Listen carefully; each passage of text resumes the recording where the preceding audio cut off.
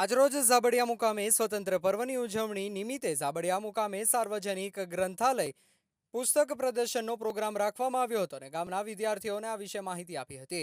આ પ્રસંગે ઝાબડિયા ગામના સરપંચ લાલસિંહ સોલંકી, ડેલિગેટ રમેશભાઈ સોલંકી, ગ્રંથપાલ તરીકે સેવા આપી રહેલ કિરણભાઈ નાઈ, ઝાબડિયા એસએમસી કમિટી અધ્યક્ષ પ્રકાશભાઈ ઠક્કર તેમજ ગામના આગેવાનો ઉપસ્થિત રહ્યા હતા। રિપોર્ટર પ્રકાશભાઈ ઠક્કર, ડીસા।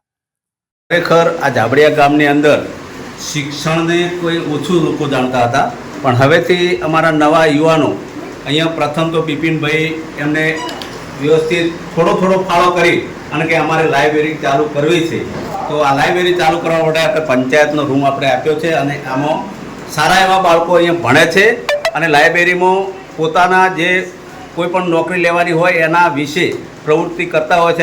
લાઇબ્રેરી ચાલે છે।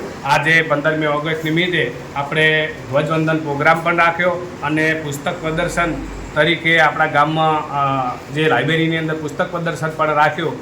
આવો સરસ આપણા ગામની અંદર ધાર્મિક પુસ્તકો, સ્પર્ધાત્મક પરીક્ષાના પુસ્તકો તેમજ તમામ વિદ્યાર્થીઓને લગતા તમામ પુસ્તકો આપણે લાઇબ્રેરીમાં રાખી। આપણે 9મું ધોરણ ચાલુ કરવાનું છે, એના માટેની જે પ્રાયોરિટી આપણે ઘણો ભાર કોના ઉપર આપવાનો છે આપણે ગામમાં? સૌથી પહેલાં તો ઝાબડિયા ગામના તમામ સમાજના વડીલોને અને યુવાનોને નમ્ર વિનંતીથી કહું છું કે આપણે 9મું ધોરણ અઠવાડિયાની અંદર ચાલુ કરવાનું છે।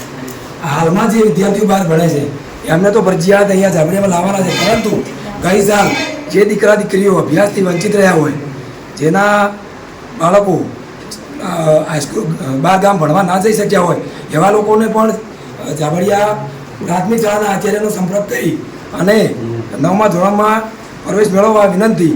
અસ્તુ ભારત માતા કી જય।